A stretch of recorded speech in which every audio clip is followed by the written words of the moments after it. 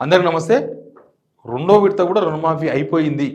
అమ్మ 1,00,000 వరకు రుణమాఫీ చేసేసినాం అని చేతులు దులుపుకున్నారు అధికార పార్టీ నేతలు, సర్కార్. కానీ గ్రౌండ్లో సిచ్యువేషన్ మొత్తం తల కిందికి కాలు పైకేసినట్టు కనిపిస్తుంది. అసలు చాలామంది రైతులకు కాలేదు, 1,00,000 వరకు ఉన్న రుణమాఫీ కాలేదు. వాళ్ళందరూ అనుకున్నారు బహుశా రెండో జాబితా ఉంటుంది కదా, రెండో జాబితాలో పక్క మా పేరు ఉంటుందేమో అనుకున్నారు. ఎందుకంటే వీళ్ళు కొంతమంది ఎవరికైతే 1,00,000 వరకు రుణం ఉండి వాళ్ళకు మాఫీ కాలేదో వాళ్ళు అగ్రికల్చర్ ఆఫీసర్ని కలిసినప్పుడు, తర్వాత బ్యాంకులకు పోయి అధికారులను కలిసినప్పుడు వాళ్ళు చెప్పింది ఏంటంటే, సరే ఇప్పుడు రాలేదేమో మీకు, రెండో జాబితాలో ఖచ్చితంగా వస్తుందని. రెండో జాబితా అంటే ఖచ్చితంగా దీనిలో ఉంటుందని చాలామంది అనుకున్నారు. కానీ రెండో జాబితా చూసిన తర్వాత రైతులకు ఏడుపు ఒక్కటే తక్కువైంది ఇప్పుడు. ఎందుకంటే రుణమాఫీ చేస్తారని కోటి ఆశలతో చూసిండ్రు వాళ్ళు. వీళ్ళు చెప్పిన మాటలు కూడా అట్లే ఉన్నాయి కదా. అసెంబ్లీ ఎలక్షన్స్ ముందు ఏం చెప్పినారో మనం విన్నాం. 63 లక్షల మందికి ఏకకాలంలో రుణమాఫీ చేయబోతున్నామని చెప్పిండ్రు. ఇప్పటికే 4-5 డేలు తినుకుంటూ ఆగస్టు 15 డెడ్ లైన్ పెట్టుకున్నారు. ఇప్పుడు ఏంది, వీళ్ళు 1,00,000 రూపాయల వరకు 1,00,000 రూపాయలతో కలిపి 6,098 కోట్లు 11.5 లక్షలకు పంచితే ఇప్పుడు 6,198, కరెక్ట్గా 100 కోట్లు ఎక్కువ. అప్పటికిప్పటికి 6.5 లక్షల మంది రైతులకు పంచుతున్నామని చెప్పిండ్రు. మొత్తం కలిసి ఎంతమంది రైతులు అవుతారు ఇక్కడ? 18 లక్షల మంది రైతులు అవుతారు. అసలు కాని వాళ్ళు ఎంతమంది, ఎన్ని లక్షలు అనేది లెక్క ఇక్కడ. అయిన వాళ్ళు 18 లక్షలు కదా, కాని వాళ్ళు 1,50,000 వరకు ఎంతమంది ఉండొచ్చు? నాకు తెలిసి ఒక 9 నుంచి 10 లక్షల మంది ఉండొచ్చు. 9 నుంచి 10 లక్షల మంది ఉండొచ్చు. ప్రతి గ్రామంలో 100 మంది రైతులు ఉంటే దానిలో 55 మందికో 60 మందికో అయ్యింది, 40% కాలేదు రైతులకు. అసలు ప్రభుత్వం విడుదల చేయాల్సింది ఎంతమందికి చేసామనే జాబితా కాదు, ఎంతమందికి చేయలేదని జాబితా ఇవ్వాలి. అసలు వాళ్ళకి ఏం చెప్తారు ప్రభుత్వం? మరి వాళ్ళకి ఏం చెప్తుంది? త్వరలో అవుతుందని చెప్తారా, లేకపోతే కాని కాదని చెప్తారా, లేకపోతే ఇక వాళ్ళకి చేసేది ఏం లేదు, ఇట్స్ ఓవర్, సబ్జెక్ట్ ఓవర్ అని చెప్తారా అనేది తెలవాలి. లేకపోతే వాళ్ళంతా కన్ఫ్యూజ్లో ఉన్నారు. గవర్నమెంట్ ఆఫీసర్స్ ఒకలాగా చెప్తున్నారు, అగ్రికల్చర్ ఆఫీసర్స్. బ్యాంకులకు పోతే వాళ్ళు ఒక రకంగా చెప్తున్నారు. ఈ అగ్రికల్చర్ మినిస్టర్ తుమ్మల నాగేశ్వరరావు అయితే మోస్ట్ కన్ఫ్యూజ్ చేస్తున్నారు రైతులందరినీ, మోస్ట్ కన్ఫ్యూజ్ చేస్తున్నాడు. ఎవరికైతే లిస్టులో పేరుండి డబ్బులు రాలేదో వాళ్ళకు ఆధార్ కార్డు బ్యాంకు లింక్ కాలేని విషయం చెప్పాలి ఆయన. ఆ విషయం చెప్పకుండా రానోళ్లకు ఆధార్ కార్డు బ్యాంకు లింక్ ఉందని చెప్తున్నారు. బ్యాంకులకు పోతే వాళ్ళు చెప్తున్నారు క్లియర్గా. వీళ్ళు జిల్లాల వారీగా చేసిన ఒక లిస్టు విడుదల చేసిండ్రు. ఇగో వరంగల్ రూరల్ అంటే రైతుల సంఖ్య 21,166 ఉంటే నిధులు 190 కోట్లు అంట. ఇంకా మొత్తం నారాయణపేట, మహబూబాబాదు, ఆదిలాబాదు, జోగులాంబ, గద్వాల, జనగామ, మంచిర్యాల, కొత్తగూడెం, వికారాబాదు, మహబూబ్ నగర్, నిజామాబాద్, కరీంనగర్, కామారెడ్డి ఉన్నాయి, అన్ని జిల్లాలు ఉన్నాయి. కానీ ఎంత పర్సెంటేజ్ చేసిండ్రు? ఇప్పుడు వనపర్తి జిల్లా ఉంది, మా జిల్లానే. వనపర్తి జిల్లాలో 15,085 మంది రైతుల అకౌంట్స్ 140 కోట్లు ఇచ్చారట. సరే, ఆ డబ్బుల గురించి మనకు తెలియదు, ఎందుకంటే ఆ డబ్బులు ఎవరికి వచ్చినాయో 140 కోట్ల లెక్క మనం పెట్టలేం, అదంతా గవర్నమెంట్ దగ్గర డాటా ఉంటుంది. కానీ 15,085 ఉన్నారు కదా, చేయని వాళ్ళ సంఖ్య ఎంత? కామెంట్ రూపంలో చెప్పండి నాకు, చేయని వాళ్ళ సంఖ్య ఎంత? అన్ని మండలాలు, పెద్దపల్లి మండలం, కొమరం భీం, రాజనసిరి జిల్లా, వరంగల్ అర్బన్, జయశంకర్పల్లి, మూలుగు, మేడ్చల్, మల్కాజ్గిరి, హైదరాబాద్. ఎందుకు ప్రభుత్వం ఏదో ఒక రహస్యంగా ఉంచుతుంది? దీనిలో ఏ రూల్స్ అమలు చేసిండ్రో చెప్పాలి కదా. రేషన్ కార్డు ఉన్న వాళ్ళకే ఇచ్చిండ్రా? పిఎం కిసాన్ వచ్చిన వాళ్ళకే ఇచ్చిండ్రా? పిఎం కిసాన్ వచ్చినా కూడా రుణమాఫీ కాలేదు చాలామందికి. రేషన్ కార్డు ఉండి కూడా చాలామందికి రుణమాఫీ కాలేదు. మళ్ళీ వాళ్ళ పరిస్థితి ఏంది? వాళ్ళకి ఏ రూల్ ప్రకారం వాళ్ళకు లోన్ కాలేదు, రుణమాఫీ కాలేదు? చాలామంది రైతులు 30,000, 40,000 తీసుకున్న రైతులు ఉన్నారు చాలామంది. వాళ్ళైతే ఆసాంలో ఏం కాదు కదా, 30,000 లోన్ తీసుకున్నారంటే నాకు తెలిసి 2 ఎకరాలు 3 ఎకరాలు పొలం ఉండొచ్చు, అయితే గీతే ఎకరానే పొలం ఉండొచ్చు వాళ్ళకి. మరి ఎకరా పొలం ఉన్నోళ్ళు, 2 ఎకరాల పొలం ఉన్నోళ్ళు, 3 ఎకరాల పొలం ఉన్న రైతులు ఆసాములా? వాళ్ళు ఐటీ కడుతున్నారా? లేకపోతే వాళ్ళ ఇంట్లో గవర్నమెంట్ జాబ్ ఉన్న వాళ్ళు? అసలు ఒక విధి విధానాలు సరిగా లేవు. ఒక ఇంట్లో ప్రభుత్వ ఉద్యోగి ఉన్నాడు అనుకుందాం, ఒక రేషన్ కార్డులో ఇద్దరు కొడుకులు, ఆల్మోగులు 2 ఉన్నారు అనుకుందాం. దానిలో వాళ్ళ భార్య గవర్నమెంట్ జాబ్ అనుకుంటే ఆ ఇంట్లో భర్త మీద లోన్ ఉంది, ఆయనకైతుందా కాదా?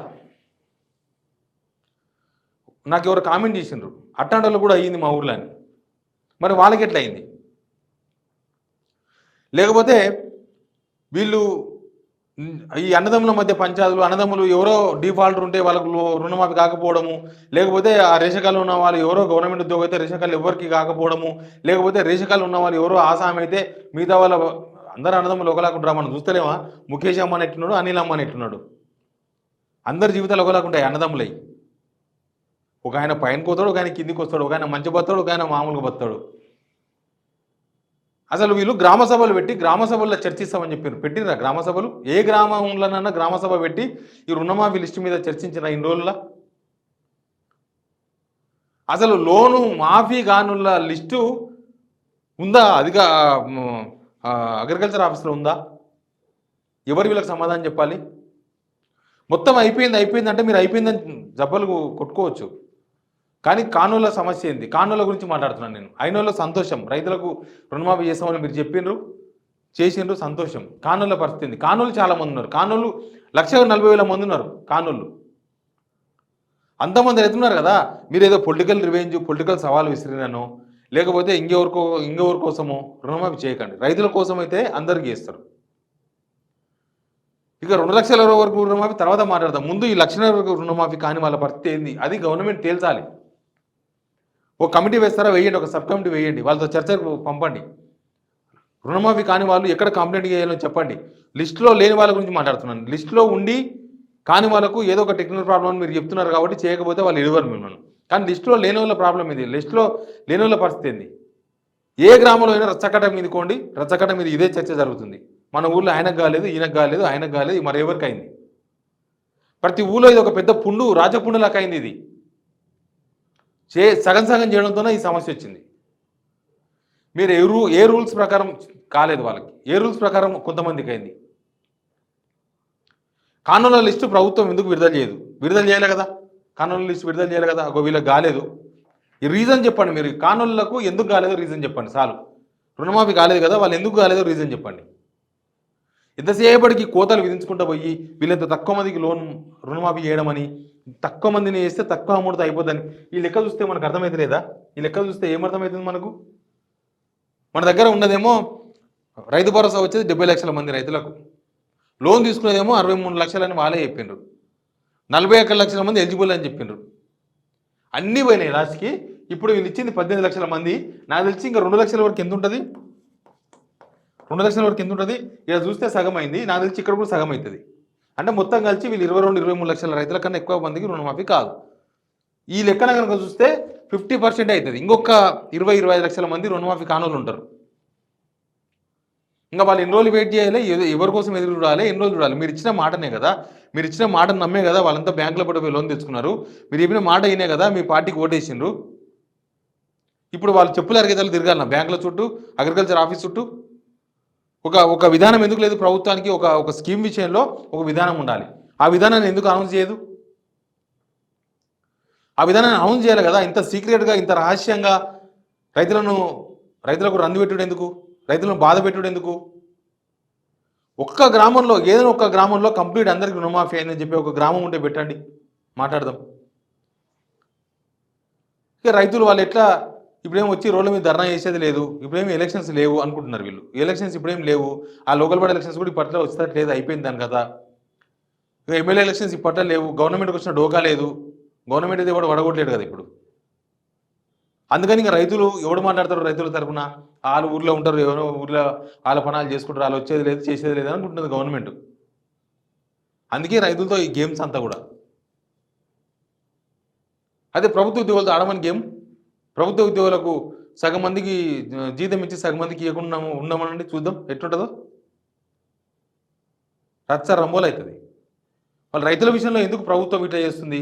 ఈ రైతులకు ఎవరు సమాధానం చెప్పాలి? మంత్రి సమాధానం చెప్పారు, సీఎం సమాధానం చెప్పారు, అగ్రికల్చర్ ఆఫీసర్కి తెలియదు, బ్యాంకులలోకి తెలియదు. ఎవరు సమాధానం చెప్పాలి రైతులకి?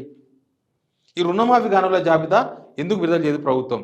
నేను ఈ డిమాండ్ మీద ఉన్నా, చూద్దాం ఏం జరుగుతుందో. Please subscribe signal TV.